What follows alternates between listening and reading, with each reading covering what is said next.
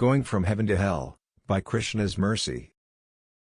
साह तस्याग्रतस्तूर्णं प्रस्थिता वंचारिणी न हि मे तेन हिनाया वासः स्वर्गेऽपि रोचते. Quote, Then I was quickly ready to depart for becoming a forest dweller even ahead of him, as when lacking his association even residence in heaven is not to my liking. Sita Devi speaking to Hanuman, Valmiki Ramayana, Sundara Kand, 33.27. What is the most common justification you find for people following religion? Which religion, in particular? It could be any of them. Is there one justification that tends to stand out? Is it the same across regions? I think it is the same across the span of history, but there are no right or wrong answers here. Just interested in your observation. I guess it probably accompanies the idea of believing in God.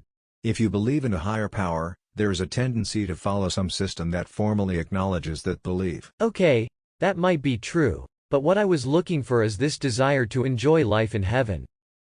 Oh, you mean dying and going to heaven, as opposed to being condemned to hell? Yes, you could say that is more of a regional thing, but I think it applies everywhere.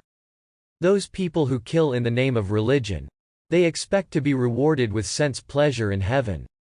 Enjoying with young girls, and the like. There is the juxtaposition of durations. You should focus on this religion or that because you will be able to enjoy eternal life as opposed to the relatively short stay at the moment.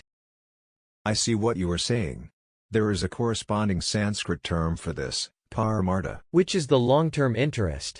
I only bring this up today because I find it remarkable how devotees of the personal God, Vishnu, tend to view things. How so? Is there a contrast? Take a single verse from the Ramayana, for instance. Sita Devi tells Sri Hanuman that she has no interest in living in the heavenly realm, Svarga Loka.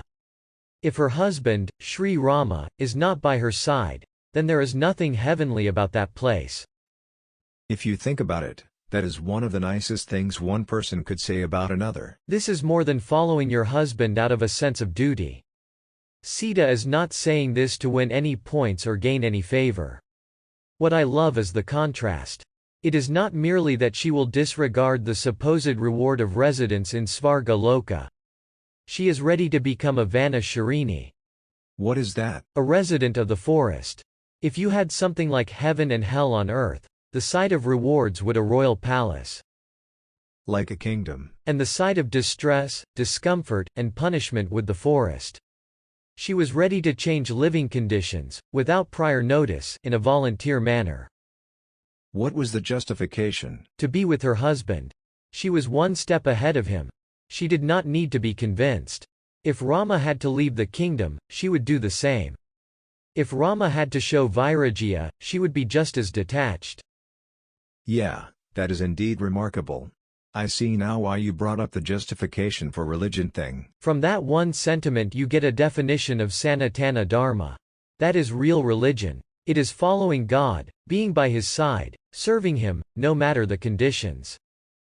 Which would apply to every duality we can think of. Heaven and hell, day and night, hot and cold, summer and winter, youth and old age, wealth and poverty.